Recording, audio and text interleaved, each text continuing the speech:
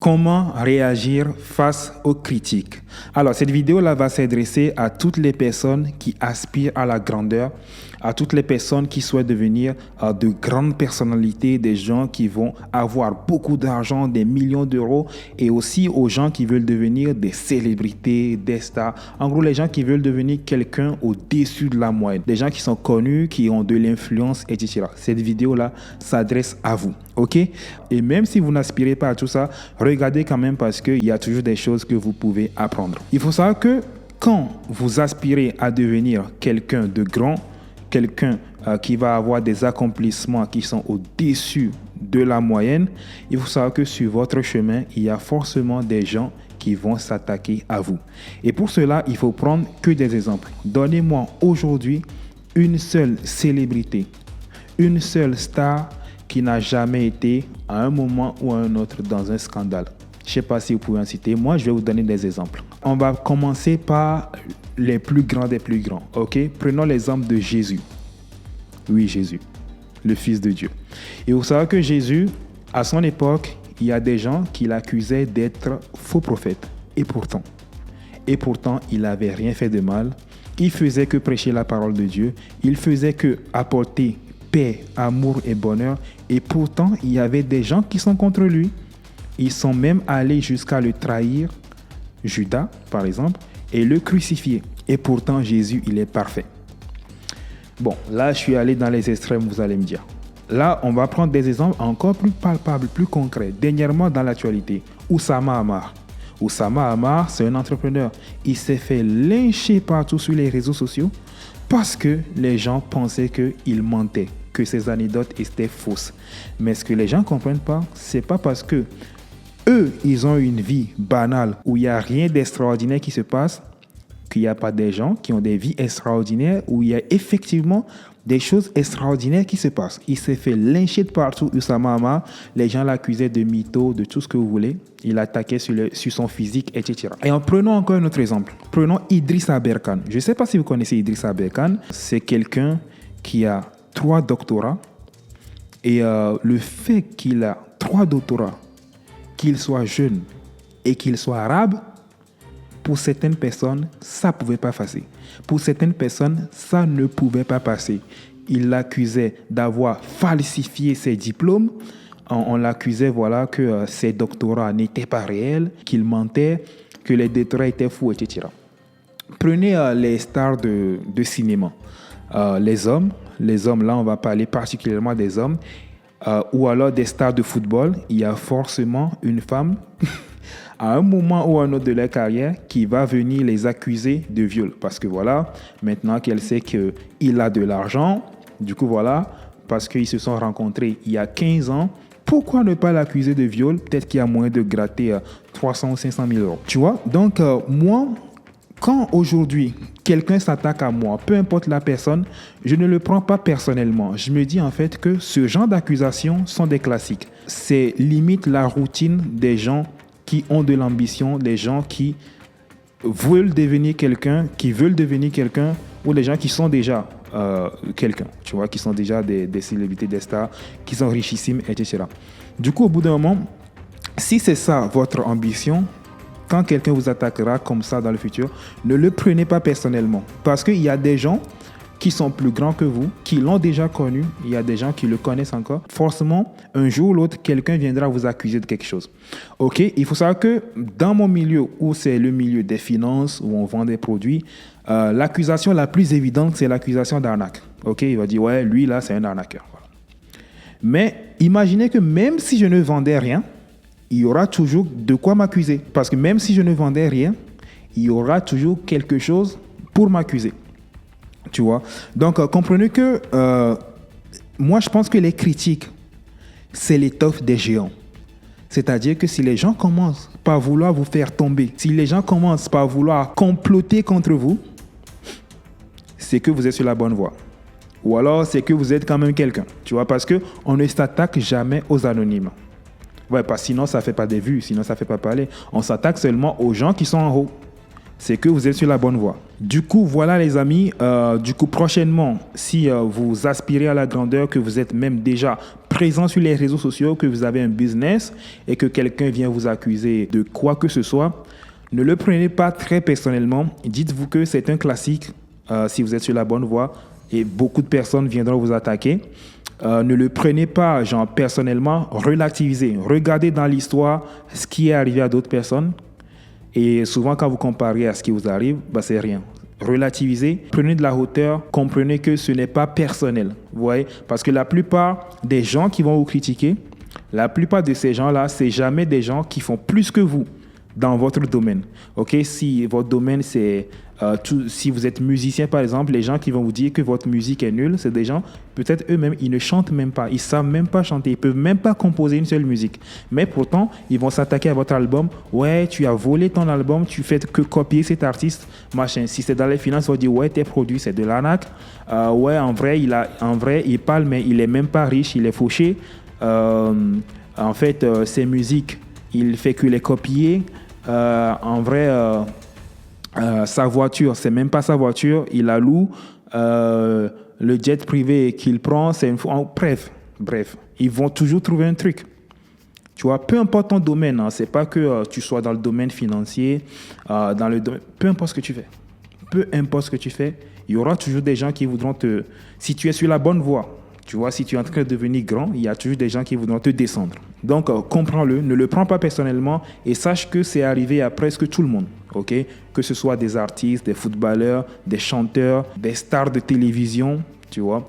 Prenez le bon Dieu, ok? C'est un appel Dieu, c'est un appel Allah. Comprenez que Dieu, il est censé représenter la perfection, ok? Dieu est parfait. Il ne fait jamais de mal, il fait que du bien. Et pourtant, il y a des gens qui ne l'aiment pas, Dieu. Il y a des gens qui ne l'aiment pas. Du coup, si même Dieu, il y a des gens qui trouvent quelque chose à dire sur lui, toi qui es un être humain, ils trouveront toujours quelque chose. Ok? Comprenez aussi, les amis, que peu importe ce que vous faites, ok? Quoi que vous fassiez, parce qu'il y a certaines personnes qui vont dire, ok, c'est parce que moi je suis dans tel domaine qu'on me critique. Non. Peu importe ce que vous faites. Parce que moi, j'ai vu des gens qui font du bénévolat, c'est-à-dire qu'ils prennent de l'argent de leur poche pour aller faire des dons. Il y a des gens qui les critiquent quand même. Okay? C'est-à-dire que moi, cette année, j'ai gagné 500 000 euros et j'ai envie de faire 100 000 euros de dons pour construire un puits à Madagascar, par exemple. Je donne un exemple pour ceux qui ont la référence. Tu prends l'argent de ta poche pour aller construire un puits dans un village où les gens en ont besoin. Il y a des gens qui viendront quand même te reprocher quelque chose. Ils vont dire, oui, mais tu peux faire des dons, mais pourquoi tu le filmes? Quoi que tu fasses, ils vont dire un truc, tu vois. Donc, le truc, c'est, si tu te concentres vraiment sur ces gens-là, tu feras rien de ta vie. Du coup, comprends que même si tu essaies de bien faire, ou alors, même si tu fais un truc parfait, ils vont quand même trouver un truc à dire. Parce que, je donne l'exemple de Dieu. Dieu, il est parfait. Pourtant, il y a des gens qui trouvent un truc. Tu vois? Donc, comprends que toi, un être humain, quoi que tu fasses, il y a forcément des gens qui ne seront pas contents. Il y a forcément des gens qui vont te critiquer. Du coup, moi, ma philosophie, elle est simple. Tu te concentres sur ce sur quoi tu as du contrôle. Tu fais ce que tu as à faire. Tu le fais correctement et tu traces ton chemin. Tu laisses les rageux parler. Tu vois? Tu fais ton travail et tu les laisses parler. Au bout du compte, les gens qui savent faire la part des choses, ils seront avec toi. Et les gens qui n'ont aucune intelligence, les gens débiles, parce que souvent les gens qui critiquent, c'est jamais des gens brillants, c'est jamais des gens, voilà, tu les vois, tu dis, ah lui, il dégage de l'intelligence. Non. Parce que pour être là à vouloir faire tomber quelqu'un, ou être là à mentir sur quelqu'un, ou mettre toute son énergie pour nuire à quelqu'un, il faut profondément être malheureux. Parce que les gens heureux ne font pas ce genre de choses. Il faut profondément avoir un malheur très très profond pour dédier ses jours et ses nuits pour nuire à quelqu'un. Parce que quelqu'un d'heureux, quand il se réveille, il partage de l'amour, il partage de la bienveillance. Il ne pense pas à quelle stratégie je vais utiliser pour faire tomber celui-là aujourd'hui. Non, ça ne peut être que l'œuvre de gens malheureux. Du coup, moi je pense que si vous faites partie de ce genre de personnes qui utilisent vos journées à planifier la descente des autres, je me mets à la place de ces gens-là. C'est-à-dire qu'eux, ils se lèvent et ils se disent, ah, qui est-ce que je vais faire tomber aujourd'hui? Ou bien, c'est même pas qu'ils y arrivent, hein. Ils essayent quand même, tu vois. Qui est-ce que je vais nuire aujourd'hui? À comment est-ce que je vais faire? En gros, c'est des mecs, ils sont là, ils font un plan pour nuire à quelqu'un. Du coup, lundi, je vais lui faire ci. Mercredi, ça va être ci. La semaine prochaine, c'est ça. Il faut profondément être malheureux pour faire ça. Franchement, vous imaginez le degré de malheur dans le cœur d'une personne qui fait ça. Vous imaginez le degré de frustration, le degré de jalousie dans le cœur d'une personne qui prend son temps pour faire un plan, pour faire chuter quelqu'un, pour faire un plan pour nuire à quelqu'un. Vous imaginez à quel point il est malheureux? Parce que les gens heureux, quand ils se réveillent, ils vont faire le travail. Ils partagent de l'amour, que du bonheur. Je ne vous souhaite pas ça, les amis. Et même pour mon pire ennemi, je ne lui souhaite pas ce degré de frustration, de malheur et de jalousie. Moi, j'ai pitié pour la personne elle-même, tu vois, d'être malheureux à ce point. C'est un sujet vraiment que je voulais aborder. On a fait le tour et ça pourrait aider beaucoup de personnes, tu vois, il y a aussi beaucoup de personnes qui ont peur de se montrer sur les réseaux sociaux, des gens qui ont peur de se lancer dans un business où il faut montrer son visage.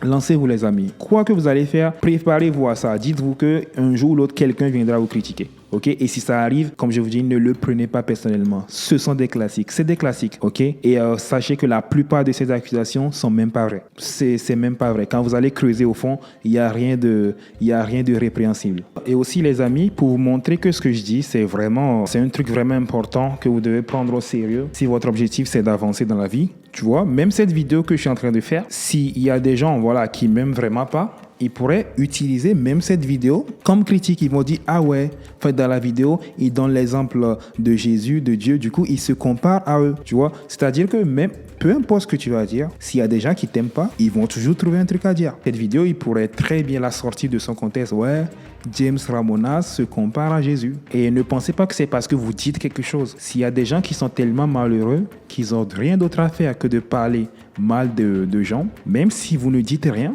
ils trouveront quand même quelque chose à dire. Du coup, c'est-à-dire que, tu sais, il y a des gens qui ont abandonné une activité parce qu'il y a des gens qui les critiquaient trop, tu vois.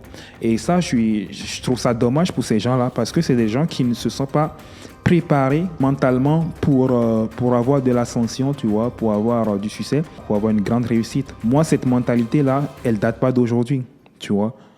Au début, quand j'avais commencé sur les réseaux sociaux et qu'il y a des gens qui s'attaquaient à moi, ça me touchait. Mais au bout d'un moment, je suis allé me renseigner. J'ai appris à relativiser. Et surtout, je me suis basé sur les géants. Qu'est-ce qui s'est passé dans le passé? Je me suis inspiré de l'histoire. Qu'est-ce que les gens ont eu dans le passé? Prenons l'exemple de Bill Gates. Au milieu des années 90, le gouvernement américain voulait démanteler Microsoft. Parce que certains trouvaient que Microsoft était trop gros pour être une entreprise. Il fallait la découper. Et pour cela, il fallait s'attaquer à la personne. Il fallait s'attaquer à la personne de Bill Gates. Ouais, fraude fiscale, il fait du blanchiment d'argent. Ouais, machin, il avait volé un brevet, machin. On s'attaque à la personne dans le but de nuire à son entreprise. C'est des classiques, les amis. Et si demain ça vous arrive, rien de nouveau sous le soleil. C'est déjà arrivé à plein de personnes. Ça arrivera à d'autres. Parce que tant qu'il y aura des chômeurs, c'est-à-dire des gens qui n'ont aucun travail, qui n'ont rien d'autre à faire que de parler sur des gens qui sont en train de réussir, il y aura toujours ce genre de situation. Donc le but, c'est de vous faire comprendre que ne vous laissez pas décourager par ça. Parce que y a plein de personnes qui vont dire, ouais, mais tu vois, il y a plein de personnes qui ont peur des critiques, tu vois. C'est vrai qu'au début, ça peut être difficile, tu vois. Si tu n'as jamais été exposé à ça, tu vois, ça peut être difficile pour toi. Moi, aujourd'hui, ça fait 2 ans que je suis sur les réseaux. J'ai un peu compris comment les êtres humains fonctionnent, tu vois. J'ai un peu compris comment ils fonctionnent. Donc, il faut apprendre à se construire une carapace. Et cette carapace-là, pour l'avoir, il faut aller puiser dans les Écritures. Il faut aller puiser dans la philosophie. OK? Et moi, je vous donne l'exemple déjà du relativisme. Il faut relativiser. OK? Relativiser, c'est dans le sens où il y a des gens qui ont connu pire. Et pourtant, ils se sont en sortis. Première chose, c'est ça, le relativisme. Et deuxième chose, c'est de ne pas le prendre personnellement. Parce que ça arrive à plein de personnes. Tu vois, t'es pas la seule personne. Et ça, même dans le business. Quand vous lancez un truc qui échoue pas, pensez pas que, ah ouais, c'est parce que les gens ne m'aiment pas, les gens ne veulent pas me soutenir. Non, c'est pas relatif. que à vous. Ça arrive à plein de personnes. Troisième chose, c'est il faut avoir une vision stoïque de la vie et des critiques. C'est-à-dire que toi, tu te concentres sur ce qui est en ton contrôle. Et ça, c'est quelque chose que j'ai appris récemment avec un mentor. Et c'est une personne qui m'a beaucoup aidé parce que cette personne-là, chaque fois qu'il y a un problème, il te dit, James, pose-toi une seule question. Est-ce que ce que les gens vont dire, c'est dans ton contrôle? Non. Est-ce que ce que toi tu fais, c'est dans ton contrôle? Oui. Je te donne un exemple. Si ton objectif, c'est de gagner 10 000 abonnés sur Instagram, ok? Ce n'est pas à ton contrôle si les gens doivent cliquer sur le bouton s'abonner à ton Instagram. Mais par contre, c'est dans ton contrôle de poster au moins une fois par jour. Tu vois ce que je veux dire? Si tu postes une fois par jour pendant un mois, forcément tu auras des abonnés. Le nombre d'abonnés que tu auras, ce n'est pas dans ton contrôle, mais le nombre de posts que tu feras, ça c'est dans ton contrôle. Et souvent, si tu fais ce qui est dans ton contrôle correctement, les résultats qui suivent sont corrects. C'est-à-dire que, je te donne un autre exemple. Si tu vas à un examen, la note que le professeur va écrire sur ta feuille n'est pas dans ton contrôle parce que tu n'es pas là à tenir sa main pour te donner une note. Mais par contre, le fait de donner les bonnes réponses, c'est dans ton contrôle. Du coup, si tu veux avoir une vie heureuse et une vie épanouie, concentre-toi sur ce qui est dans ton contrôle. Et les choses qui ne sont pas dans ton contrôle, ne te préoccupe pas de ça. Parce que tu vas perdre ton temps. C'est pas en ton contrôle ce que quelqu'un va dire. C'est pas en ton contrôle le nombre d'abonnés que tu vas gagner. C'est pas en ton contrôle ce que les gens font. Mais par contre, ce que toi tu fais, c'est en ton contrôle. Du coup, tu fais bien ce que tu as à faire et tu laisses les gens parler. Et voilà, je pense que ces informations-là, ça va aider plus d'un. Allez, let's go.